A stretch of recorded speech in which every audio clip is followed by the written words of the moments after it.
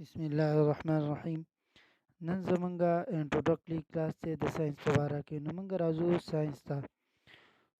نو مونږ وایو چې ساینس چې کوم دی دا اوریجن شوی دی لیټن ورډ ساینشیا نه، او which mean knowledge یا knowing یا expertness یا experience.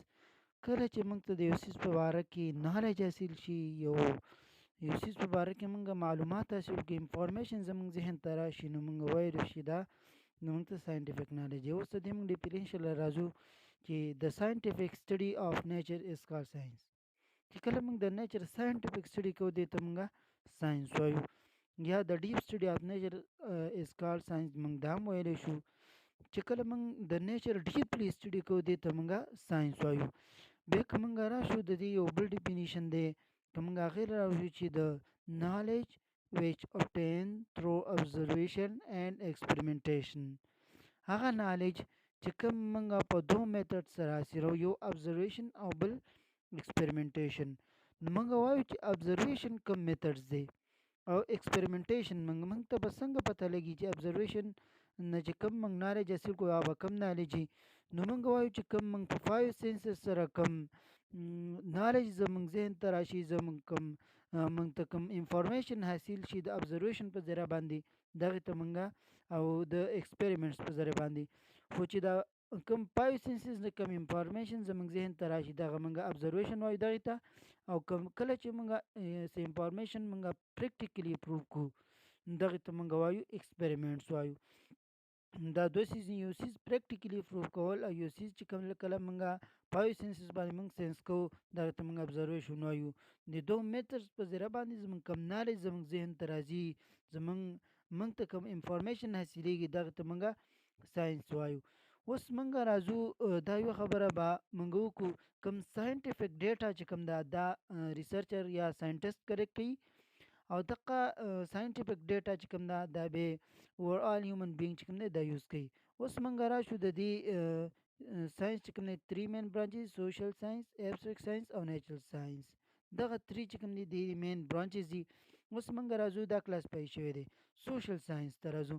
موږ چې سوشل ساینس چې کوم دی د دې 3 مین برانچز دي، او یو سوشیالوجي، سیوکس اینڈ پولیټیکل ساینس.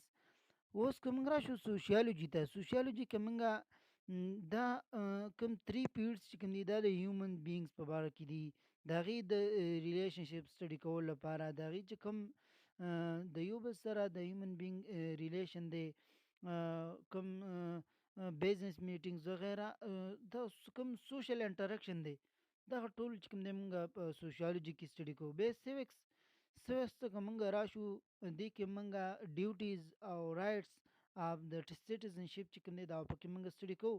او پولیټیکل ساینس چې کوم ګورنمنټ کوم پارټیز دي وغیره ګورنمنټ لیول باندې هم موږ سټډي کوو چې آیا یو کوم پروینشل ګورنمنټ دی یا کوم ګورنمنټس دي دا څنګه جوړیږي.